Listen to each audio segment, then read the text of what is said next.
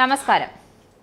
ഒരു ഇടവേളയ്ക്ക് ശേഷം അദാനിക്കെതിരെ ആരോപണവുമായി രംഗത്തെത്തിയിരിക്കുകയാണ് ലോക്സഭ പ്രതിപക്ഷ നേതാവ് രാഹുൽ ഗാന്ധി.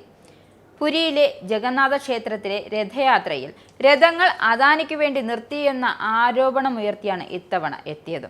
പുരിയിലെ ജഗന്നാഥ ക്ഷേത്രത്തിൽ ഭാര്യയ്ക്കും മകനുമൊപ്പം പങ്കെടുക്കുകയും അവിടുത്തെ ഭക്തർക്കുള്ള പ്രസാദം പാകം ചെയ്യുന്നതിൽ വരെ പങ്കെടുക്കുകയും ഭക്തർ ഉൾപ്പെടെ 40 ലക്ഷം പേർക്ക് സൗജന്യ ഭക്ഷണം വാഗ്ദാനം ചെയ്യുകയും ചെയ്ത അദാനിയെ അപമാനിച്ചിരിക്കുകയാണ് രാഹുൽ ഗാന്ധി. രാഹുൽ ഗാന്ധിയുടെ ഈ പ്രസ്താവനയ്ക്കെതിരെ ജഗന്നാഥ ഭക്തരുടെ ഇടയിൽ പ്രതിഷേധം ശക്തമായിരിക്കുകയാണ്.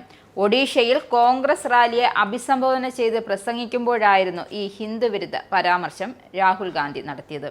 ഏറെക്കാലമായി ഹിന്ദുവിനെ അവഗണിച്ച് ന്യൂനപക്ഷങ്ങളുടെ മാത്രം പ്രീണിപ്പിച്ച് നീങ്ങിയ രാഹുൽ ഗാന്ധി കാൽക്കീഴിലെ മണ്ണ് ഒലിച്ചുപോയപ്പോൾ ഹൈന്ദവ പ്രീണനവുമായി ഇറങ്ങിയിരിക്കുകയാണ്. രാഷ്ട്രീയത്തിൽ നേട്ടമുണ്ടാക്കാൻ എന്തും വിളിച്ചു പറയാൻ രാഹുൽ ഗാന്ധി ഒരുക്കമാണ്. അതുകൊണ്ട് തന്നെയാണ് ഇത്തവണ രാഷ്ട്രീയ നേട്ടത്തിനായി ദൈവത്തെ വെച്ചുള്ള ആരോപണം ഉയർത്തിയിരിക്കുന്നത്. അതായത് എന്ത് ആരോപണം ഉയർത്തിയും രാഷ്ട്രീയ നേട്ടം ഉണ്ടാക്കുക എന്നതാണ് രാഹുൽ ഗാന്ധിയുടെ ലക്ഷ്യം. ഹൈന്ദവ മാർഗത്തിൽ ഭക്തിശുദ്ധിയോടെ നീങ്ങുന്ന ഭക്തരുടെ ഹൃദയം തകർക്കുന്ന പ്രസ്താവനയാണ് രാഹുൽ ഗാന്ധി നടത്തിയിരിക്കുന്നത്. ഇക്കുറി അദാനിയും കുടുംബവും പുരി ജഗന്നാഥ ക്ഷേത്രത്തിലെ രഥയാത്രയ്ക്കായി പല ദിവസങ്ങൾ പുരിയിൽ തങ്ങിയിരുന്നു.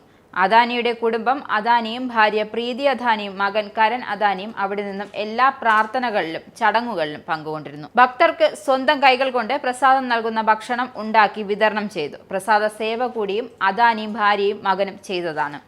അദാനിയും ഭാര്യയും മകനും പ്രസാദ സേവയ്ക്കുള്ള ഭക്ഷണം പാകം ചെയ്യുന്ന ഫോട്ടോ വരെ അന്ന് സമൂഹ മാധ്യമങ്ങൾ പ്രചരിച്ചതാണ്.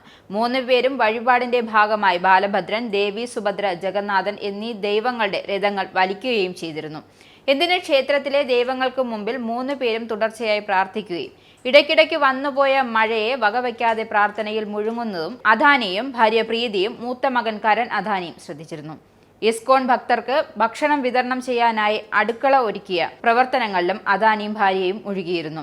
അവർ ഭക്ഷണം ഉണ്ടാക്കുന്നതിൽ പങ്കാളിയായി എന്ന് മാത്രമല്ല, അത് ഭക്തർക്ക് വിതരണം ചെയ്യുകയും ചെയ്തു. പിന്നീട് അവിടെ എത്തിയ മാധ്യമ പ്രവർത്തകരെ അഭിസംബോധന ചെയ്ത അദാനി പറഞ്ഞത് ഇക്കുറി താൻ രാജ്യത്തിന് വേണ്ടി ഒഡീഷയുടെ പുരോഗതിക്ക് വേണ്ടിയും പ്രാർത്ഥിച്ചു എന്നാണ്. ജൂൺ 26 മുതൽ ജൂലൈ 8 വരെയുള്ള ഉത്സവകാലത്തായിരുന്നു ക്ഷേത്ര ഭാരവാഹികൾക്കും ഭക്തർക്കുമായി 40 ലക്ഷം ഭക്ഷണമാണ് അദാനി ഇസ്കോൺ വഴി നൽകിയത്.